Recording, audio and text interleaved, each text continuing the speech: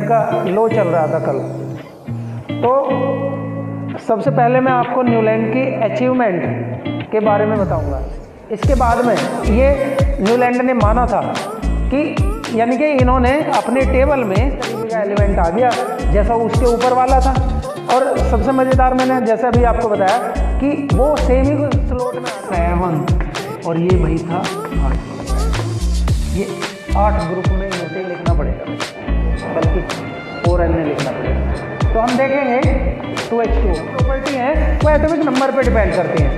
तो इसीलिए इन्होंने जो मॉडर्न पीरियोडिक लॉ दिया, कल जो हमने देखा था कि एलिमेंट की संख्या शुरुआत में बहुत कम थी, लेकिन जैसे जैसे नंबर ऑफ एलिमेंट्स की जो डिस्कवर्ड है वो बढ़ती चली गई, है ना। तो जो उनकी स्टडी है वो बहुत इजी नहीं थी।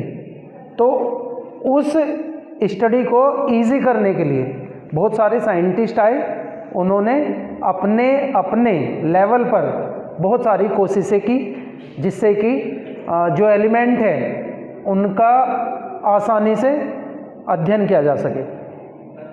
तो उसी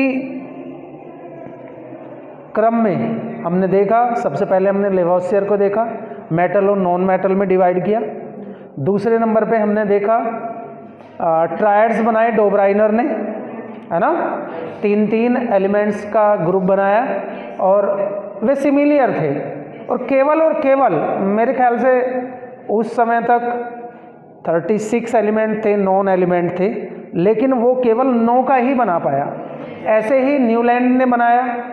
न्यूलैंड के टाइम पर 56 एलिमेंट थे, लेकिन वो एक लिमिटेशन 33 शायद एलिमेंट को वहाँ पर कर पाया। वो उन्होंने सारे के सारे एलिमेंट को नहीं कर पाए थे। अब न्यूलैंड के बारे में जब हम पढ़ रहे थे, न्यूलैंड का लॉ चल रहा था कल, तो सबसे पहले मैं आपको न्यूलैंड की अचीवमेंट के बारे में बताऊंगा। अचीवमेंट क्या क्या थी उसकी, उसने जो लॉ बनाया उसकी अचीवमेंट क्या थी। फर्स्ट अचीवमेंट थी this law arrange all the then known element into a tubular form according to their increasing atomic mass. उन्होंने एलिमेंट को ट्यूबुलर फॉर्म में रखा। अगर आप देखेंगे ये हमारा जो न्यूलैंड का लॉ है उसके अकॉर्डिंग मैं बता रहा हूँ। हाइड्रोजन, उसके नीचे लिथियम, उसके नीचे सोडियम, उसके नीचे पोटेशियम, इस तरीके से एक ट्यूबुलर फॉर्म में उन्होंने एडजस्ट किया। और ध्यान रहे कि ट्यूबुलर फॉर्म में जो एलिमेंट थे वो इंक्रीजिंग ऑर्डर में थे उस अपने एटॉमिक मास के। पहली अचीवमेंट। दूसरा, this system grouped lighter elements together, for example LINA के वर असेंबल्ड। उन्होंने लाइटर एलिमेंट्स को एक साथ रखा। ये लाइटर ये एलिमेंट है। उन्होंने जो न्यूलैंड का जो लॉ है वो केवल कैल्शियम तक एप्लीकेबल था, ये आपको सभी को पता है। तो उन्होंने लाइटर जो एलिमेंट है उन्हें एक ही ग्रुप में रखा। थर्ड जो मेन पॉइंट था इनकी, इन्होंने जो पीरियोडिसिटी के अकॉर्डिंग अपना लॉ बनाया था, उसका तीसरी खास बात थी Newlands law of octave was the first to logically base on the atomic mass. इनका जो नियम था वो लॉजिकली एटॉमिक मास के ऊपर डिपेंड करता था कि अगर एटॉमिक मास के बढ़ते हुए क्रम में रखेंगे तो बहुत सारे ऐसे एलिमेंट हैं जो एक जैसी प्रॉपर्टीज़ को डिस्क्राइब करेंगे और हम देख पाएंगे कि वो जो एलिमेंट है एक दूसरे के या एक ही ग्रुप में आ रहे हैं, ऐसे हम कह सकते हैं, एक दूसरे के ऊपर और नीचे आ रहे हैं। This law develop the law of periodicity. Periodicity का जो लॉ है वो पहली बार इन्होंने दिया था। पीरियोडिसिटी समझिए कि क्या है ये पीरियोडिसिटी। पीरियोडिसिटी का मतलब है अगर आप एक क्रम में इन्हें रखते हैं तो एक एलिमेंट के नीचे दूसरा एलिमेंट आएगा एक निश्चित समय के बाद, आएगा या नहीं। तो उन्होंने जिस क्रम में उन्होंने रखा तो हम देख पाएंगे कि एक निश्चित समय के बाद जो एलिमेंट आता है वो अपने एक जो उसके ऊपर जो एलिमेंट आया उसके जैसी सिमिलरिटी डिस्क्राइब करता है। सपोज करो हमने देखा था सारे गामा पाधानी सा देखा था, तो कहीं से भी अगर आप वहाँ से काउंटिंग शुरू करते हैं, सपोज करिए हमने कर दी काउंटिंग लिथियम से शुरू, तो लिथियम के 8वें नंबर पर सोडियम आया, 8वें नंबर पर, तो वो सोडियम जो है लिथियम के जैसी सिमिलरिटी डिस्क्राइब करता है। लिथियम के आगे अगर हम बात करें बेरिलियम है, अगर हम बेरिलियम से गिनती करेंगे तो बेरिलियम के नीचे मैग्नीशियम आएगा 8वां एलिमेंट, तो बेरिलियम से मैग्नीशियम सिमिलरिटी डिस्क्राइब करेगा। इसका मतलब ये है, पीरियोडिसिटी का मतलब है एक निश्चित समय के बाद जो एलिमेंट आता है वो अपने से पहले जो एलिमेंट है 8वां एलिमेंट है वो एक्चुअल में वो उसके जैसी सिमिलरिटी डिस्क्राइब करता है। इसका मतलब पीरियोडिसिटी। तो पीरियोडिसिटी का जो लॉ है वो सबसे पहली बार न्यूलैंड ने ही दिया था। तो ये इसकी अचीवमेंट थी। कल हमने इसके ड्रॉबैक्स भी बताए थे, लिमिटेशंस बताई थी कि ये इसकी कुछ लिमिटेशंस थी, वो क्या थी वो देखेंगे हम। पहली लिमिटेशन है भाई, Newlands law of octave was applicable only to lighter elements having atomic masses up to 40 और इट वाज कैल्शियम। यानी कि ये जो लॉ है वो लाइटर एलिमेंट के लिए ही एप्लीकेबल था। और कहाँ तक था वो एटॉमिक मास उसका 40 तक। कैल्शियम का जो एटॉमिक मास होता है 40 होता है, तो 40 एटॉमिक मास तक ये सही तरीके से एप्लीकेबल था। हालांकि उन्होंने और भी ज़्यादा एलिमेंट वहाँ पर अपनी जो ट्यूबुलर फॉर्म बनाई थी यानी कि टेबल बनाई थी, उसमें और भी एलिमेंट को रखा था, लेकिन ये जो सही तरीके से केवल कैल्शियम तक ही लागू हो पाया, उसके बाद में ये उस तरीके से लागू नहीं था जो उसका नियम था। दूसरी क्या था इसकी limitation, after calcium every earth element did not possess properties similar to that of the first. Calcium के बाद में हर एक 8वां एलिमेंट अपने पहले एलिमेंट जैसी प्रॉपर्टी को रिजेंबल नहीं करता था। ये एक ड्रॉबैक था, जबकि इसके अकॉर्डिंग तो था नियम तो, लेकिन वो कैल्शियम के बाद में एप्लीकेबल ही नहीं हो पाया। तीसरा जो लिमिटेशन थी भाई, for example if we start from chromium as the first element in the table then the 8th element from it will be yttrium, these two elements having entirely different properties. अगर हम chromium से start करें तो chromium के नीचे YR एक element आएगा, ये पहला है। तो कैलकुलेशन अगर हम करेंगे तो ये 8वां एलिमेंट, तो पहला और 8वां आपको पता था, जहाँ से भी आप गिनती करेंगे उसके 8वें नंबर वाला एलिमेंट प्रॉपर्टी सिमिलर डिस्क्राइब करेगा, ऐसा हमने देखा था और ये नियम भी है। लेकिन हम देखेंगे क्रोमियम इससे नहीं करता, जबकि अगर हम पूरी की पूरी इस टेबल में जाएंगे तो इससे अगर हम कैलकुलेशन करते हैं 1 2 3 4 5 6 7 8 तो ये 8वां एलिमेंट है, जबकि इनकी प्रॉपर्टी सेम नहीं है। ठीक है भाई। It was assume that only 56 element existed in the nature, no other new elements would be discovered whose properties did not fit in the law of octaves. ये भी मान लिया गया था कि केवल 56 एलिमेंट है इस टाइम, नए एलिमेंट की कोई डिस्कवरी नहीं होने की। इसके बाद में ये न्यूलैंड ने माना था कि यानी कि इन्होंने अपने टेबल में न्यू एलिमेंट अगर आने वाले टाइम में न्यू एलिमेंट की डिस्कवरी होगी तो उन्हें कहाँ रखा जाएगा, ऐसा उन्होंने कोई जिक्र नहीं करा। इसका मतलब ये था कि न्यूलैंड को पता ही नहीं था कि नए एलिमेंट होंगे भी या नहीं भी होंगे, इसके बारे में उसकी कोई मतलब थ्योरी नहीं थी नए एलिमेंट्स के बारे में।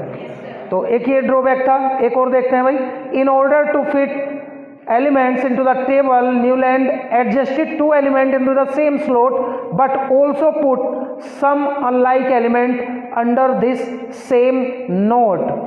उन्होंने कुछ ऐसे एलिमेंट थे जो क्या थे, अपने बढ़ते हुए क्रम में उन्होंने रखा था। तो कुछ एक एलिमेंट इन्होंने कोबाल्ट की और निकेल की यहाँ पर बात करेंगे हम। कोबाल्ट और निकिल, कोबाल्ट को पहले रख दिया था निकिल से, जबकि इसका जो मास था वो क्या था, वो ज़्यादा था और इसका कम था इसके हिसाब से। लेकिन क्योंकि निकिल अपनी जो ट्यूब में पूरे के पूरे ग्रुप में जो एलिमेंट आ रहे थे उनसे सिमिलरिटी डिस्क्राइब कर रहा था, तो इसलिए उन्होंने आगे रख रखा था, इसे पीछे रख रखा था। जबकि एटॉमिक मास जिसका ज़्यादा होगा वो बाद में आना चाहिए था, जिसका कम होगा वो पहले, अकॉर्डिंग टू द लॉ। लेकिन इन्होंने क्या करा, ज़्यादा वाले को पहले रख दिया और कम वाले को बाद में रख दिया, या नहीं भाई? तो ये है कहने का मतलब, इसमें बहुत सारे ड्रॉबैक्स थे। हालांकि न्यूलैंड ने सबसे पहले एक जो एटॉमिक मास है उसके अकॉर्डिंग अपने इस लॉ को दिया था, अपनी इस टेबल को बनाया था, लेकिन फिर भी बहुत सारी कमियां होने की वजह से ये फेल हो गया था। हालांकि उनकी कोशिश को मैं पहले भी बताया था, एप्रिसिएशन मिला था, लोगों ने उसे बहुत एप्रिसिएट किया था, लेकिन फिर भी ये कहीं ना कहीं किसी ना किसी रूप में ये नियम असफल रहा। क्लियर? अब हम बताते हैं भाई पीरियोडिक लॉ, पीरियोडिक लॉ, ठीक है? मेंडलीफ का है, और ये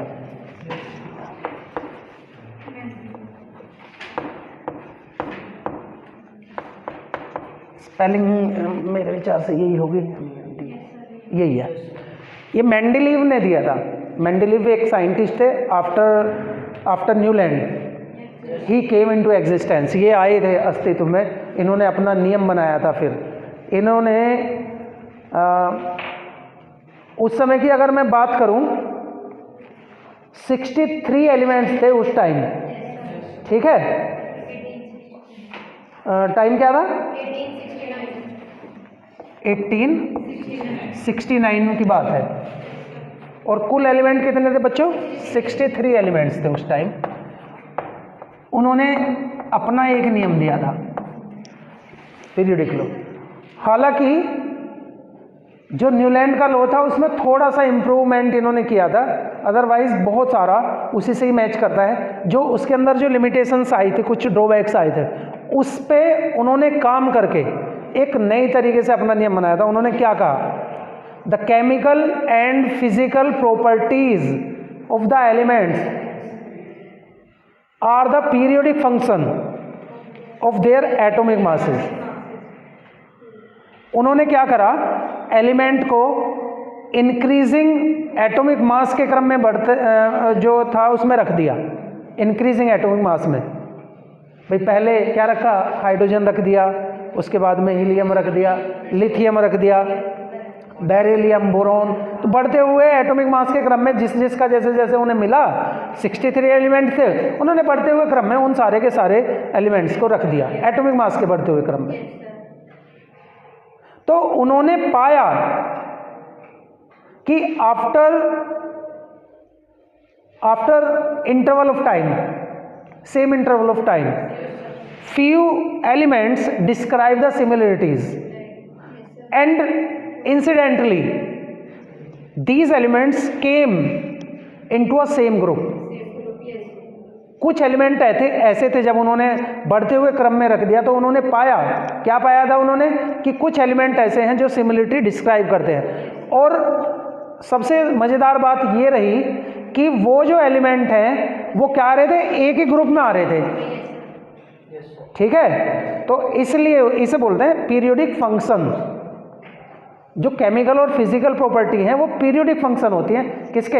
एटॉमिक मास। एटॉमिक मास के बढ़ते हुए क्रम में रख दो तो पीरियोडिक, मैंने अभी बताया था, एक सेम इंटरवल ऑफ टाइम के बाद में, यानी कि ऐसे हमने एक बना दिया, पूरी की पूरी लाइन रख दी, और फिर कुछ समय के बाद में हमने देखा कि सेम इसी तरीके का एलिमेंट आ गया जैसा उसके ऊपर वाला था।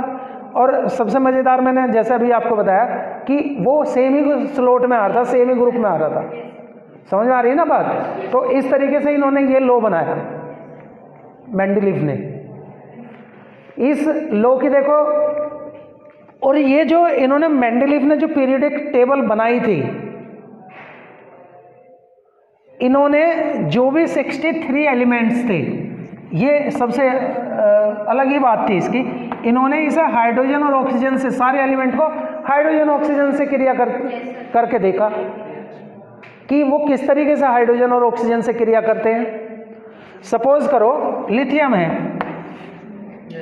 और लिथियम हम देखते हैं कि हाइड्रोजन से क्रिया करता है, ठीक है, तो बच्चों बनेगा LiH, लिथियम हाइड्राइड। अगर इसी तरीके से सोडियम रिएक्शन करेगा तो ये सोडियम हाइड्राइड बना लेगा। हालांकि ये बैलेंस नहीं कर रखी हमने, बैलेंस करके देखेंगे तो और भी कुछ आपको यहाँ पे मिलेगा। तो कहने का मतलब है लिथियम और सोडियम ने अगर हाइड्रोजन से क्रिया करी तो लिथियम हाइड्राइड, सोडियम हाइड्राइड, तो सेम तरीके से इन्होंने रिएक्शन को करा। अगर लिथियम की हमने देखी ऑक्सीजन से क्रिया करी तो भाई लिथियम ऑक्साइड बनता है। ऐसे ही सोडियम ने अगर ऑक्सीजन से क्रिया करी तो सोडियम ऑक्साइड बनता है। तो इनका भी प्रॉपर्टीज डिस्क्राइब करने का सेम तरीका था, तो इसीलिए सोडियम और इन्होंने एक ही ग्रुप में रख दिया। समझ में आ रही है ना बात? सारे एलिमेंट्स को इन्होंने अलग अलग क्रिया करके देखा, हाइड्रोजन से क्रिया कराई, ऑक्सीजन से क्रिया कराई। जिन्होंने सेम तरीके से हाइड्रोजन और ऑक्सीजन से क्रिया करी उन्हें एक ही ग्रुप में कर दिया इन्होंने। ये वाला इन्होंने टेक्निक अपनाई थी उस टाइम, यानी कि पीरियोडिक टेबल बनाने के लिए जो बनाई थी इन्होंने अपनी मेंडलीफ ने, तो उसमें ये वाली टेक्निक इन्होंने यूज़ करी थी हाइड्रोजन और ऑक्सीजन से रिएक्शन कराने की। तो जो भी सेम तरीके से कर रहा था उन्होंने एक ही ग्रुप में रखने की कोशिश करी। अब पता क्यों दोनों गैस ली? क्योंकि ये हाइड्रोजन और ऑक्सीजन गैस एनवायरनमेंट में इजीली हमें मिल जाती हैं और ये ज़्यादातर एलिमेंट से रिएक्शन भी कर सकती है। अब देखो उन्होंने क्या क्या करा, इम्पोर्टेंट बात क्या थी उनके इस लॉ की, और उन्होंने इस लॉ के अकॉर्डिंग जो टेबल बनाई थी उसकी क्या क्या खास बातें थी। पहले, he made 8 vertical columns which are called groups.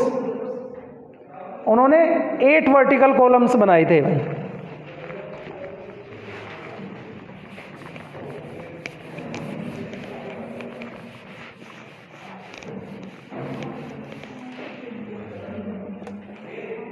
One, 2, 3, 4, 5, 6, 7 और 8। इन्होंने 8 वर्टिकल कॉलम बनाए बच्चों, ठीक है। ये वर्टिकल कॉलम है, इन वर्टिकल कॉलम को उन्होंने कहा ग्रुप्स। ये क्या है? ग्रुप है। First, second, third, fourth, fifth, sixth, seventh, और ये भाई था 8वां। ये 8 ग्रुप में इन्होंने अपनी जो पीरियोडिक टेबल थी उससे डिवाइड कर दिया। उसने और क्या करा, he also made 6 horizontal rows which are called periods. इन्होंने 6 हॉरिजॉन्टल रोज भी बनाई भाई। 1, 2, 3, 4, 5 and 6। 1, 2, 3, 4, 5, 6, ये 6 है इसमें।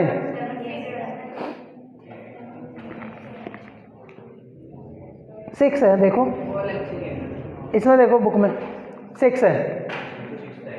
6 बनाई थी, अभी सुनते रहो अभी आप। 6 हॉरिजॉन्टल रोज बनाई जिसे इन्होंने कहा ये है भाई पीरियड्स, और ये है भाई बच्चों ग्रुप्स। दूसरी बात,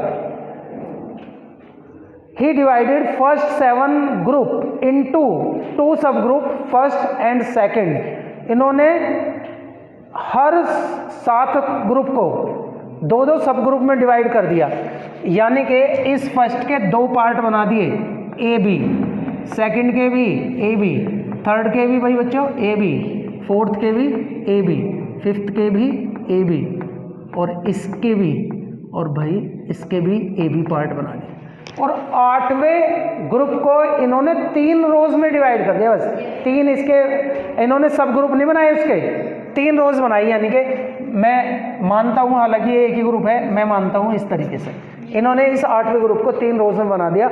हालांकि इन्हें ABC में नहीं डिवाइड करा इन्होंने, बस 8वां ग्रुप था केवल और केवल इन्होंने यहाँ पे। और एक और बात बताऊँ, इन्होंने पहले ही बता दिया था कि बाद में यहाँ से अगर इनर्ट गैसेस बाद में खोज होंगी, थोड़ा सा आइडिया आ चुका था, तो वो वहाँ पे रखेंगे हम लास्ट में। यहाँ इनमें उन एलिमेंट की कोई स्पेस ही नहीं होगा, ये पहले ही बना दिया था। ठीक है, और क्या करा भाई इन्होंने, he left some gaps to the element which to be discovered in the future. इन्होंने कुछ बीच बीच में गैप छोड़ दिए थे, इन्होंने ये मान करके, क्योंकि न्यूलैंड ने क्या करा था, उन्हें कोई आइडिया ही नहीं था कि आगे आने वाले समय में न्यू एलिमेंट आ सकते हैं, लेकिन इन्हें पूरा का पूरा आभास था, इन्होंने पहले ही प्रेडिक्ट कर दिया था कि कुछ एलिमेंट हो सकते हैं आगे आ जाएं, क्योंकि पहले न्यूलैंड के टाइम पे 56 थे, अब 63 हो गए, तो 7 न्यू एलिमेंट्स डिस्कवर्ड हो गए थे। तो इन्होंने बताया कि और भी पॉसिबिलिटी है कि हो जाए, तो इन्होंने बीच बीच में गैप छोड़ दिए थे। अब एक और इम्पोर्टेंट बात, वो जो गैप इन्होंने छोड़े थे, तो इन्होंने बताया था कि अगर नया एलिमेंट आता है तो उसके नाम में हम ई का लगा देंगे, ई का ये वाला वर्ड लगा देंगे, यानी कि ई का एल्यूमिनियम, ई का सिलिकॉन। अगर नया एलिमेंट होगा तो नाम भी अगर नहीं मिला तो इस तरीके से ही नया नाम बना के हम यहाँ पे एडजस्ट कर सकते हैं। इन्होंने बताया था शुरुआत में ही भाई।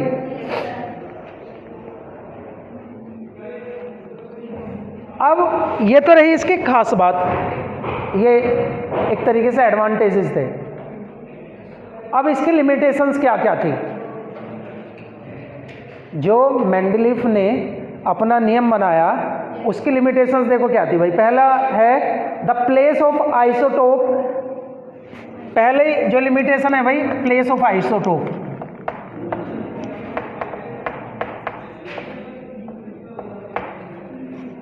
इन्होंने आइसोटोप के प्लेस के बारे में कुछ नहीं जिक्र करा।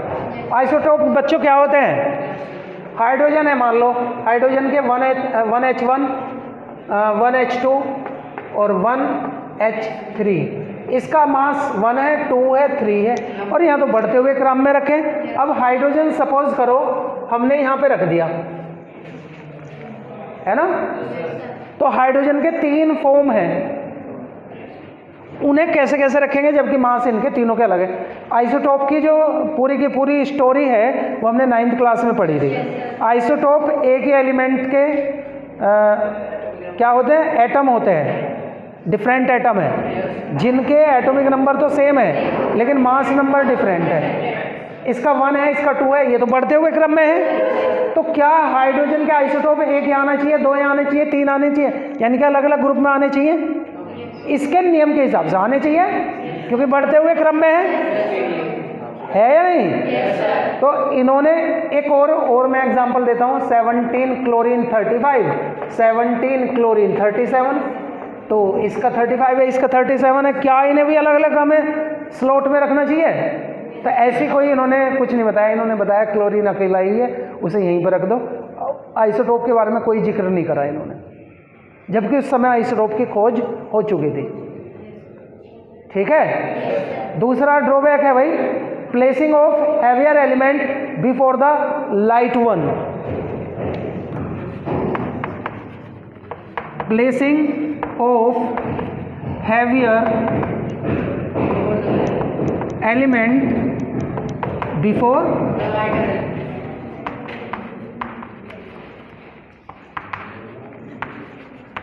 ये एक ड्रॉबैक था।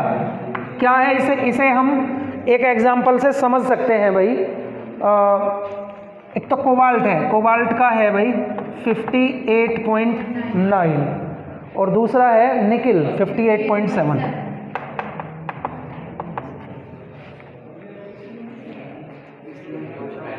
ठीक है। अगर आप अपनी पीरियोडिक टेबल में जाकर के देखेंगे तो निकिल इन्होंने बाद में लिख रखा और कोबाल्ट इन्होंने पहले में लिख रखा है ना। तो इसका एटॉमिक मास क्या है, कम, और इसका है ज़्यादा। ये बाद में आना चाहिए जैसे न्यूलैंड के में हमने बताया था, और ये निकल शुरुआत में आना चाहिए, लेकिन इन्होंने क्या कर रखा था, चेंज कर रखा था। क्योंकि अगर इन्होंने इसे पहले ला दिया होता, इसे बाद में ला दिया होता, तो वह एलिमेंट प्रॉपर्टी सेम डिस्क्राइब ना करता। तो ये वाला भी एक ड्रॉबैक था, इसकी लिमिटेशन थी। ठीक है, कुछ जगह एक एग्जांपल है, हालांकि एक दो एग्जांपल और भी है इसका। तो हम देख सकते हैं कि इन्होंने हैवियर एलिमेंट को पहले रख दिया, जबकि होना चाहिए था बाद में। लिख रहा ना, लाइटर से पहले ही रख दिया। तीसरी वही पोजीशन ऑफ हाइड्रोजन, हाइड्रोजन की जो पोजीशन है, ये हाइड्रोजन को इन्होंने फर्स्ट ग्रुप में रखा, जबकि हाइड्रोजन दोनों से सिमिलरिटी डिस्क्राइब करता है, मेटल की तरह भी, हाइड्रोजन जो है मेटल की तरह भी। इसके लिए हम एक एग्जांपल बताते हैं कैसे। अगर सोडियम है वो ऑक्सीजन से क्रिया करता है तो सोडियम ऑक्साइड बनेगा भाई, क्योंकि उन्होंने लिया था, ऑक्सीजन को इंपॉर्टेंस दिया था उन्होंने, भाई सोडियम ऑक्साइड बनेगा, बैलेंस नहीं करते अभी। तो अगर हाइड्रोजन ऑक्सीजन से क्रिया करेगा, ऐसे ही लिखना पड़ेगा भाई, बल्कि 4Na लिखना पड़ेगा। तो हम देखेंगे 2H2O, तो जैसे सोडियम ने ऑक्साइड बनाया ऐसे ही हाइड्रोजन ने ऑक्साइड बनाया। एक और एग्जांपल हम देख लेते हैं यहाँ पे। अगर सोडियम है वो क्लोरीन से क्रिया करती है तो क्या बना लेती है, 2NaCl। तो इसी तरीके से अगर हाइड्रोजन क्लोरीन से क्रिया कर लेता है तो 2HCl बना लेता है। तो मेटल की तरह डिस्क्राइब कर रहा है अपनी प्रॉपर्टीज को, जैसे मेटल करती है ऐसे ही करता है। इन्होंने मेटल के साथ रख दिया, और रियल में हाइड्रोजन क्या है, नॉन मेटल है, ये तो नॉन मेटल है। तो इन्होंने मेटल के साथ क्यों रख दिया, तो हाइड्रोजन की एक्चुअल पोजीशन नहीं बता पाए, जबकि जो हाइड्रोजन है, अगर मैं आपसे बात करूं, जैसे क्लोरीन ऐसे बनाती है, यानी कि डाई एटॉमिक है, ये ब्रोमीन है, I2 है, ऐसे ही हाइड्रोजन भी डाई एटॉमिक है। जैसे ये गैसेस हैं, ये भी गैस है। और एक और बात सुनो, अगर हम किसी मेटल से क्रिया करें, सपोज करो Mg से क्रिया करें तो MgCl2 बनेगा, Mg से क्रिया करें तो MgBr2 बनेगा। तो ऐसे ही अगर हाइड्रोजन की क्रिया मैग्नीशियम से कर दे तो मैग्नीशियम हाइड्राइड बनेगा। तो ये नॉन मेटल की तरह भी बिहेव करती है, लेकिन हमने क्या कर दिया, हमने तो केवल इसे एक लिमिटेशन में बांध दिया, हाइड्रोजन को एक ही जगह रख दिया, जबकि वहाँ भी होना चाहिए था इसे। और अगर हम दो जगह रख देते हैं तो नियम खराब हो जाएगा कि एटॉमिक मास के बढ़ते हुए क्रम में, एटॉमिक मास तो इसका यहाँ पे सही बैठ रहा, तो हाइड्रोजन की पोजीशन के बारे में वो ज़्यादा कुछ एक्सप्लेनेशन नहीं दे पाए। तो ये इनके नियम के क्या थे भाई, ड्रॉबैक्स थे। समझ में आई बात। और 40 साल तक इस वाली पीरियोडिक जो लॉ है मेंडलीव का, इस पे हम काम करते रहे। मतलब 40 साल तक हमने इस पे विश्वास किया। इसमें ड्रॉबैक तो थे, लेकिन फिर भी, क्योंकि उस बीच में लोगों ने कोशिशें तो करी, लेकिन इससे बेहतर नहीं कोई कर पाया था मेंडलीव से। तो ये पूरे के पूरे 40 साल तक यही वाला नियम चलता रहा। फिर 40 साल तक की बात है ये, ठीक है।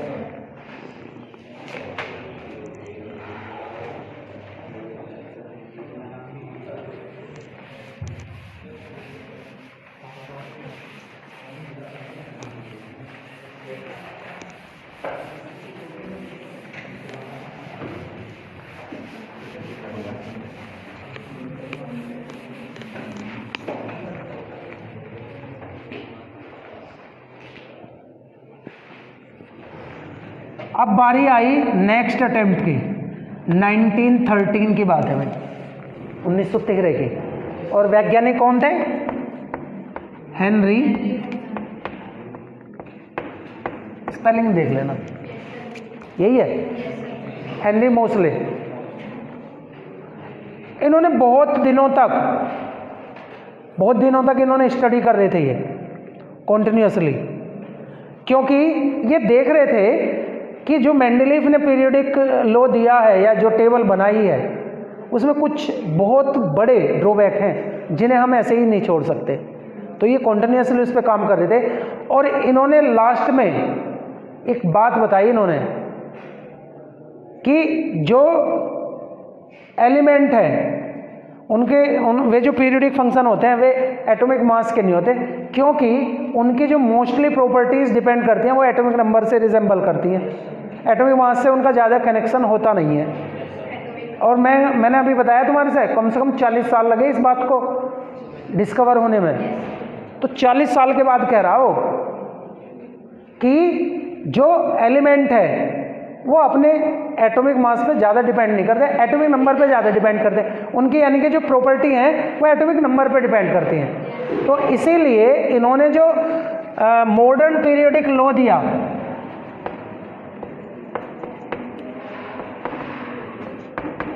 क्या था ये कि जो एलिमेंट है the properties of the physical and chemical properties of the elements are the periodic function of their atomic number. उन्होंने एटॉमिक नंबर के पीरियोडिक फंक्शन बताया कि उनकी जो प्रॉपर्टीज़ हैं फिजिकल और केमिकल प्रॉपर्टीज़ हैं वो पीरियोडिक फंक्शन होती हैं किसके, एटॉमिक नंबर के। एटॉमिक नंबर को उन्होंने मेन मान लिया। कहने का मतलब ये है उन्होंने जो अपनी पीरियोडिक टेबल बनाई वो एटॉमिक नंबर के इंक्रीजिंग ऑर्डर में बनाई। अगर हम बात करते हैं थोड़ा सा हम इसके बारे में यहाँ पर समराइज करेंगे। 18 कॉलम बनाए वर्टिकल,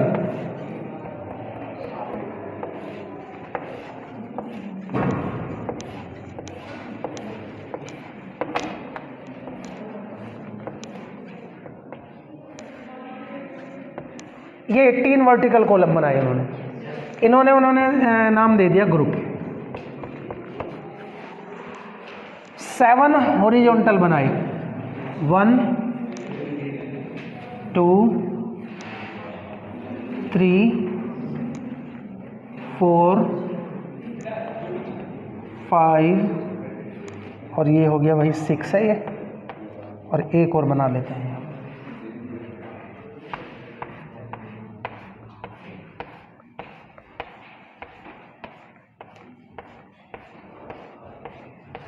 ये है 1 2 3 4 5 6 7, ये क्या थे भाई, पीरियड। ये हॉरिजॉन्टल कॉलम बना दिए, ठीक है। अब इन्होंने जो एलिमेंट को रखा वो बढ़ते हुए क्रम में रखा। पहला सपोज करो ये फर्स्ट पीरियड है और ये फर्स्ट ग्रुप है। अब देखो ग्रुप का क्या था, जो सीक्वेंस था फर्स्ट सेकंड, ए है ये फर्स्ट सेकंड, यहाँ से मैं अभी करता हूँ, फर्स्ट ए सेकंड है, यहाँ है भाई थर्ड बी, ये है, ये क्या है फोर्थ बी, ये क्या है फिफ्थ बी, ये क्या है सिक्स्थ बी, ये क्या है सेवंथ बी, और ये आठवां ग्रुप इन्होंने 1 2 3 3 9 कॉलम, ये आठवां के है ना, यानी कि यहाँ तक। अब यहाँ आया third A, fourth A, fifth A, sixth A, seventh A. कौन से छोड़ दिया हमने भाई, फर्स्ट भी यहाँ था, यहाँ हमने गलत कर दिया थोड़ा सा, सॉरी भाई। 8 से बाद में भाई यहाँ था फर्स्ट बी, और यहाँ था सेकंड बी, और यहाँ था फिर थर्ड ए, और यहाँ था fourth A, fifth A, sixth A, seventh ए। कहाँ तक आ गए हम, फिर गड़बड़ कर दिया।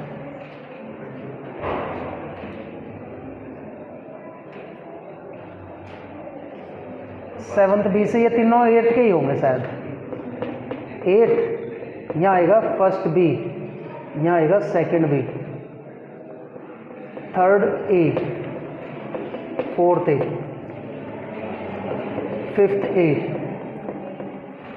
सिक्स्थ ए, यहाँ आएगा भाई सेवंथ ए, और यहाँ आएगा जीरो ग्रुप। देख लेंगे यहाँ पे कि पूरे ही है क्या, 1 2 3 4 5 6 7 8 9 10 11 12 13 14 15 16, हाँ यही है, 18 ग्रुप थे। तो इस तरीके से इन्होंने डिवाइड करा था भाई, ये ध्यान रखने वाली बात है बस। पहले फर्स्ट ए सेकंड ए, यहाँ से थर्ड बी से शुरू हो जाएंगे, पहले सेवन्थ बी तक, third fourth fifth sixth seventh, ये 3 कॉलम 8वें ग्रुप के हैं, ठीक है, तीनों के तीनों, ये फर्स्ट है, ये सेकंड है, ये थर्ड है, ये फोर्थ है, ये फिफ्थ है, ये सिक्स्थ है और ये सेवन्थ है। यहाँ पे इस तरीके से हमने ग्रुप में डिवाइड करा।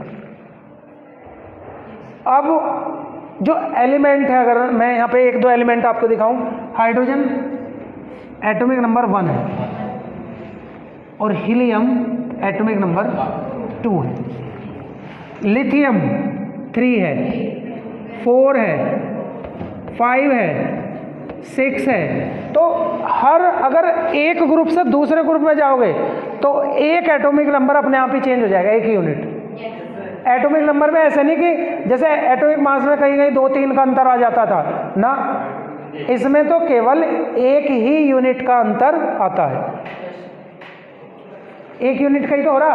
अगर सपोज करो हमने कह दिया लिथियम है ना,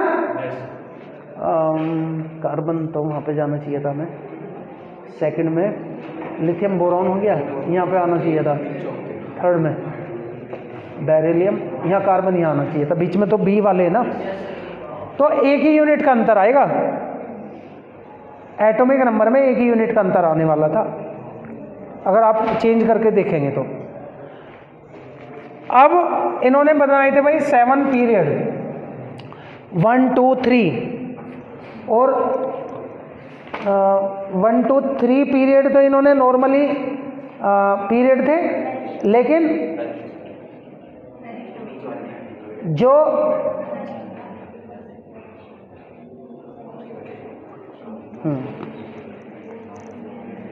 एक और इन्होंने ध्यान रखा, इन्होंने मैक्सिमम जो मेटल्स हैं वो इधर रखी और नॉन मेटल हैं वो राइट साइड में रखी, ये भी ध्यान रखा इन्होंने। और क्या ध्यान रखा, कुछ एलिमेंट ऐसे थे जो यहाँ पे प्रॉपर्टी डिस्क्राइब ही नहीं कर पा रहे थे, तो इन्होंने 2 सीरीज नीचे बना दी। एक सीरीज का नाम था एक्टिनाइड और एक का था लेंथेनाइड। लेंथेनाइड वाली ऊपर है और ये एक्टिनाइड वाली नीचे। जो एलिमेंट अंदर रिजेंबल ही नहीं कर पा रहे थे, मैच नहीं कर पा रहे थे, उन्होंने उन्हें बाहर ही रख दिया। एक तो ये जो थी लेंथेनाइड, ये थी बच्चों एलिमेंट थे इसमें 58 से लेकर 71 तक, 58 एटॉमिक नंबर से 71 तक के जो एलिमेंट थे वो लेंथेनाइड में रखे गए। 58 से क्योंकि जो 57 वाला जो एलिमेंट है, नाम क्यों रखा, जो 57 एटॉमिक नंबर वाला जो एलिमेंट है वो लेंथेनाइड क्या है, 58 से रखा भाई इन्होंने सीजियम से, क्योंकि 57 वाला लेंथेनाइड है। इस बात को थोड़ा सा गौर से सुन लो, लेंथेनाइड नाम क्यों रखा, किसी ने अगर क्वेश्चन ये पूछ लिया, यानी कि इन्होंने ये बात का ध्यान रखा कि जो 57 पे लास्ट हो गया था और फिर 72 से आ रहे थे एलिमेंट जो रिजेंबल कर रहे थे, तो बीच वाले एलिमेंट सारे के सारे गायब हो गए। तो क्योंकि 58 से और 71 के थे, तो 58 से जो पहले वाला एलिमेंट था वो लेंथेनाइड था, उसी के नाम पे इन्होंने रखा। ऐसे ही एक्टिनाइड का, जो एक्टिनाइड सीरीज में थे वो थे भाई 90 से लेके 103 तक, 90 से लेके 103 तक।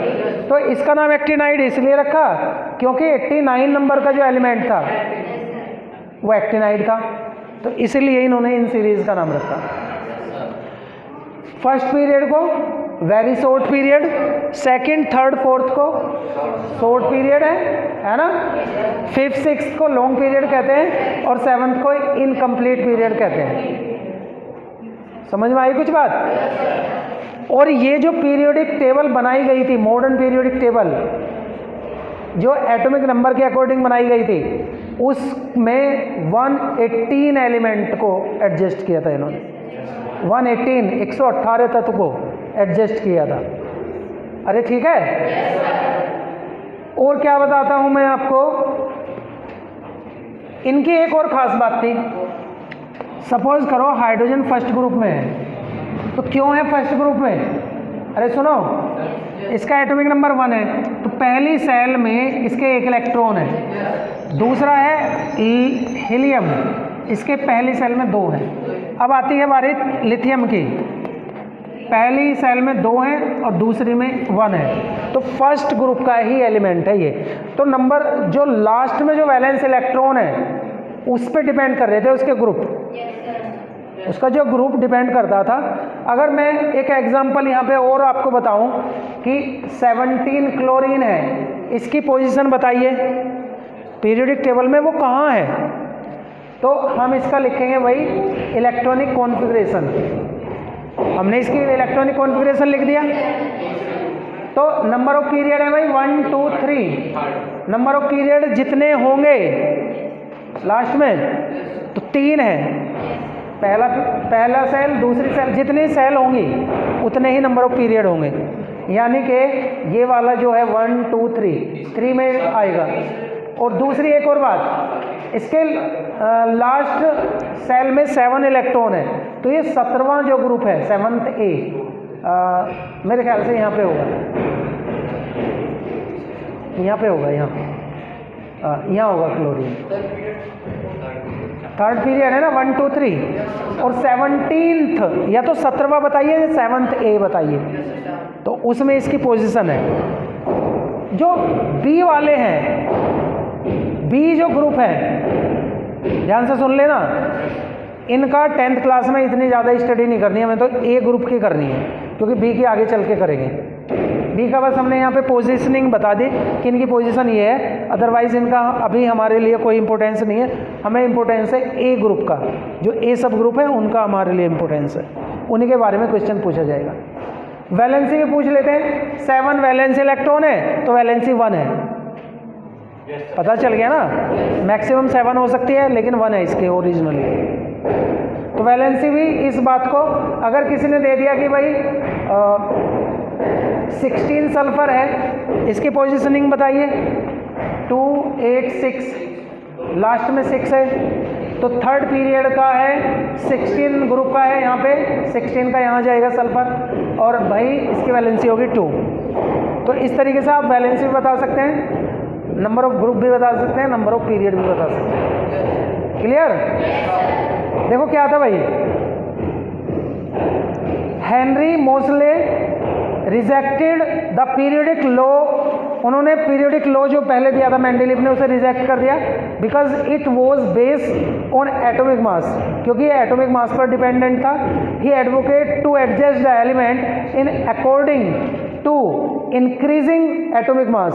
उन्होंने इंक्रीजिंग एटॉमिक नंबर के क्रम में रखने की सलाह दी, एडवोकेट करा उस बात को।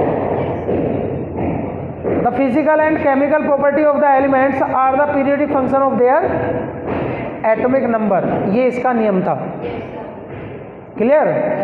जो भी इसके बारे में और इन्फॉर्मेशन है वो कल के पीरियड में आपको दी जाएंगी, अभी यहाँ तक यही है। एक बात मैं आपको बताना चाहूँगा, क्योंकि ये वाला जो आज का हमारा प्रोग्राम था वो हमने यहाँ पे ख़त्म कर दिया।